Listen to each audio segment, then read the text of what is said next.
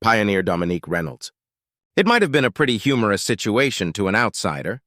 This Meldrin named Millie, whose name I'd gleaned during the trio's conversation, finally found the resolve to walk towards me and ended up tripping over herself after a couple steps. I could tell that it was going to happen before she even stumbled, but rushing in to catch her too early would probably just cause a headache of a misunderstanding in what was already a delicate situation. I wasn't so cruel as to let her fall on her face. I'm sure it would hurt a lot more considering the shape of her nose. What I hadn't expected was just how delicate these Meldrin were. I took the physical contact of catching her as an opportunity to take a quick blood sample and a body scan. Nothing she would notice outside of maybe a sore shoulder where the needle pricked her, but the data I saw honestly shocked me. A few things were strange but inconsequential, like Meldrin blood being yellow like lemonade due to a few unique proteins that doubled as dyeing agents. The crazy part was her skeleton.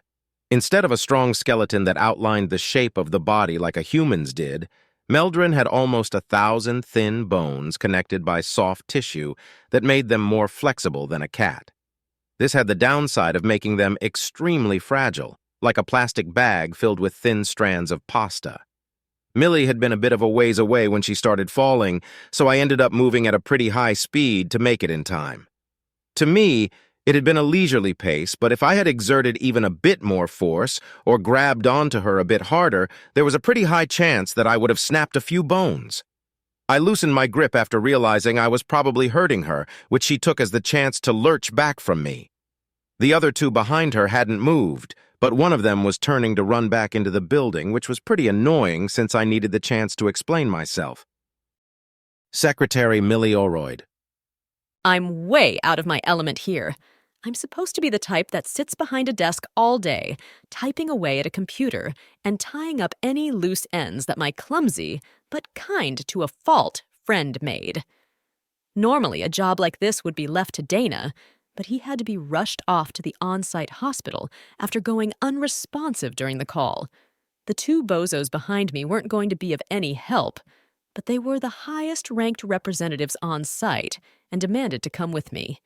They were blind to the reality of the situation and probably just looking to line their pockets by getting the first crack at trade deals with the new EXO.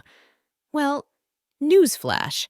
This thing was a walking apocalypse, and it just grabbed me hard enough to make my arms go numb. In a perfect world, it was just trying to be friendly and used a bit too much force when it saw me trip, but I doubt I'm that lucky. And the speed at which it moved? That thing was out for blood. Maybe it only stopped because it got notified by its higher-ups that I wasn't the main target. Help was on the way, and my job was to buy time. The House of Rule was pretty far away from any actual urban areas. Only a few high-rises peek over the edge of the horizon past the frankly stupid amount of greenery surrounding us. Everyone here that understood what the situation was had accepted that they might be fulfilling their greatest duty as a civil servant, dying for the sake of their people. My current objective was to lead this thing into the building and get it talking. As soon as we lose control of it, the building would go on full lockdown and be effectively encased in a 5-meter thick box of tungsten. This system was normally meant to prevent large-scale attacks on the planet leader, but we weren't going to bother taking any chances. Did I hurt you? I'm sorry. You're so small and seems like it's still trying to keep up appearances after what just happened, making my job a bit easier. I'm small? To you, sure. I'm actually pretty above average when it comes to height and pride myself greatly in that. So, what would you know?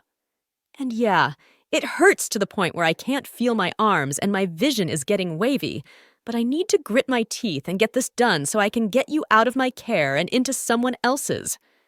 No, I'm fine. Can you please follow me? I know tempting fate is the last thing I should be doing right now, but it's taking most of what I have to not faint twice in the same hour. The alien started walking, so I turned around and began trudging towards the entrance, just to notice that one of the reps that followed me was nowhere to be found. That guy was as spineless as they come, so I really wasn't surprised. The other representative was kind enough to help me walk to the entrance, and I could feel the alien's hungry eyes drilling into the back of my head, likely realizing that I had just lied to its face. While the rep's gesture of helping me walk was nice, he was shivering in fear, and it was really uncomfortable considering he was supporting me by my now terrifyingly bruised shoulder, causing my vision to flash white every now and then. By some miracle, we got inside the building, and the alien was sent to an office where it would be talking with some politicians. I got placed on a stretcher and was rushed off to the hospital to get my bruises checked for bone splinters and possible nerve cord damage. When I got there, I saw Dana hooked up to a life sensor with a couple doctors huddled over him, muttering to themselves. I also spotted my best friend, Destra Sind, governor of the planet, pacing around in the far end of the room like she had just gotten into another mess that I needed to bail her out of. Unfortunately, this time, the situation wasn't as simple as blackmail or career-ending accusations, and I really had no way of helping her outside of what I had already done. Pioneer Dominique Reynolds. I don't think a single thing has gone the way it was meant to, according to the very rough diplomatic training I'd received. Fumbled the greeting, couldn't manage communication on an equal level, rushed things that should have taken time, and now I've injured a secretary of the governor. It's been a couple minutes now, and I haven't picked up any vibrations signifying people walking towards the room I'm in, but the last thing I want to do is add any more oil to this dumpster fire of a situation, so I'll just wait. Technically speaking, I had a year or two to make things happen before the colony ship arrived. So for now, I just needed to focus on fixing my mistakes and showing that I mean no harm. The room I was guided to was very nice. It reminded me of one of those old offices that they had on Earth. There was a large circular table in the center made of polished dark red and brown wood, with chairs that were a bit too small for me surrounding it. There was a larger chair made of metal that had some rough cushioning bolted on it, and it was probably thrown together very recently. Impressive considering we were at a governor's mansion, meaning that all those materials and the means to make it were on site or nearby. While I appreciated the gesture, I wouldn't actually be putting my full weight on it since it would probably get flattened if the metal frame was hollow. More minutes pass. I decide to try listening in on stuff around the building, trying to get a feel for what's going on. The walls are incredibly thick and lined with heavy metals, making any sounds I can pick up really difficult to parse. I managed to put together a few fragments. Ships on the way, hours until in need of aid. Is the planet in danger? Considering the Meldrins' behavior towards outsiders like me, I doubt they have many extraterrestrial friends. They had to have some allies if they were mentioning aid, and I found the lack of orbital defense systems a bit strange. Maybe they were relying on those allies for providing defense since they couldn't manage it themselves, so they were on constant edge since they weren't ever truly safe. I've been selling the convenience of this system to myself ever since I entered its sphere of influence, and I really wanted to make this happen since I was getting paid based on the amount of land I secured and prepared for the colony ship. Even if it wasn't for that, these Meldrin people had started growing on me, and I wanted to make peaceful relations a reality. Or maybe I'm just clinging to the first thing that killed my loneliness. Either way, this could be my chance to show that I'm on their side. The ship that I came in, small as it might be, was bursting at the seams with not only planet-sewing tools, but also an arsenal of nasty weaponry, ranging from annihilating a specific grain of sand in a desert to turning an ocean into a cloud of steam. The plan was coming together. In these upcoming talks, if they ever happened, I'd assure them that I'm on their side and would offer protection from anything that wishes to harm them. If they told me about the incoming ships, I could give them a direct illustration of my protective capabilities, though I won't fish for that situation since I don't want them to know that I've been eavesdropping. On the chance that their allies make it in time, a pretty low one, unless these guys figured out FTL travel, I wouldn't raise my hand outside of picking up where the defense might be inadequate. All in all, I've got a pretty good feeling about this, and started patting myself on the back for just how resourceful I could be at times. My glee was put on hold when I noticed footsteps finally making their way to my room. It's showtime. Planet Governor Destra Sind. I'd like to start off by apologizing for hurting your secretary. I intended to catch her during her fall. I wasn't aware of the difference in strength. It would have been an understandable excuse had it not been for the clear murderous intent that Millie had described to me. I had honestly expected for the demon to lunge at me as soon as I had entered the room. I had a couple security agents ready to defend me, but I didn't expect much of them considering the speed at which this thing approached Millie when she tripped. Being in the same room as this thing made it impossible to stay calm. It sat on the chair that had been prepared for it last second, but it wasn't in a relaxed posture. It leaned forward and relied more on its own legs than the chair to support its weight, like it was getting ready to jump at the first thing that approached it. I found it increasingly difficult to approach the table and sit still. How about we start from the beginning? Once again, my name is Dominique Reynolds. I am a pioneer and acting ambassador for the Sol System Republic of Humanity.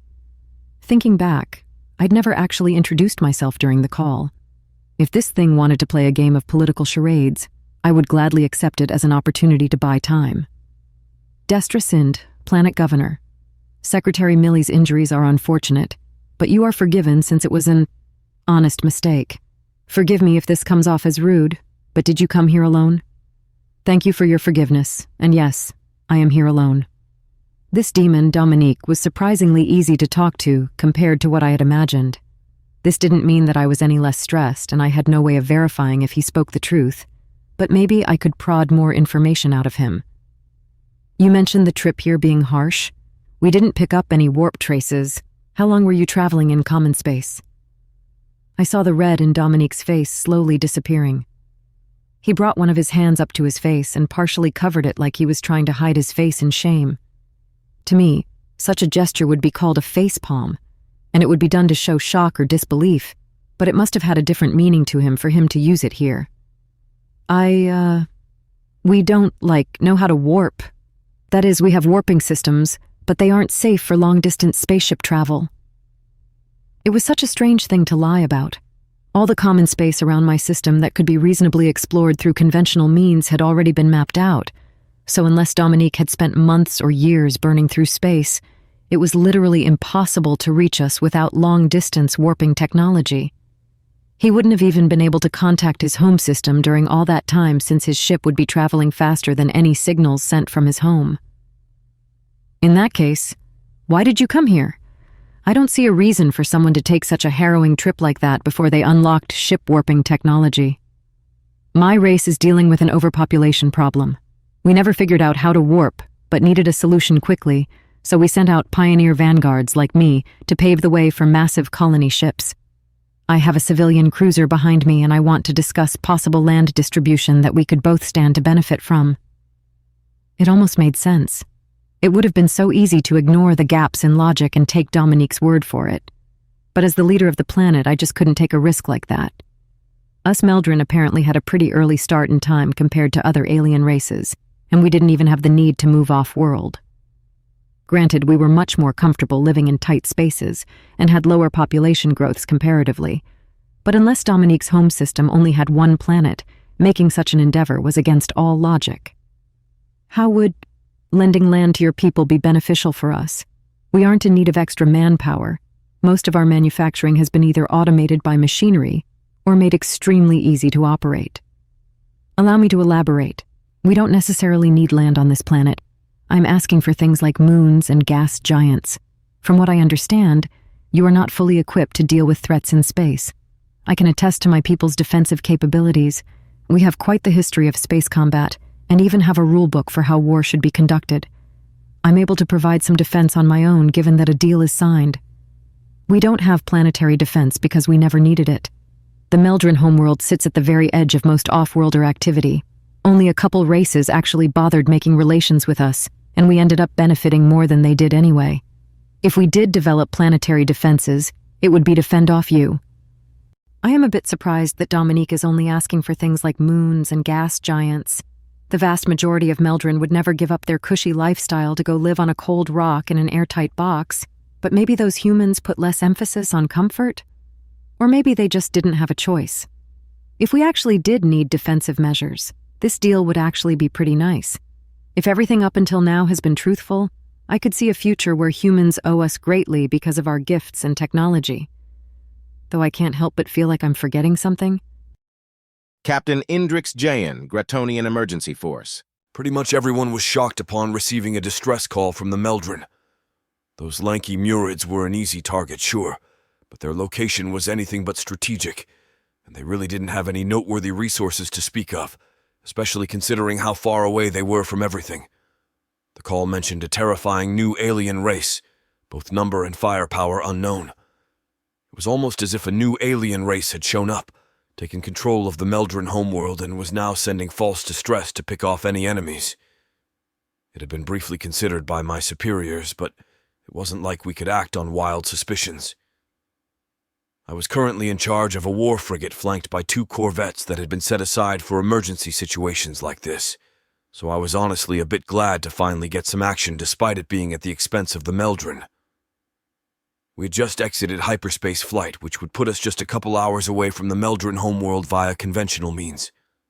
The Meldrin had been given an overestimation on how long it would take for help to arrive, just so we could have them be in our debt a bit more.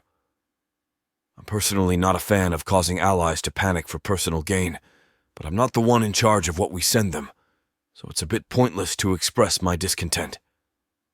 By the time we had entered the scanner's range, our sensors immediately picked up foreign traces. There seemed to be heavy signal jamming that the scanner system was working through, so we were blind for the time being. At least I thought we were, but by some miracle we were pretty close to the enemy, and had even managed to gain a visual on the one ship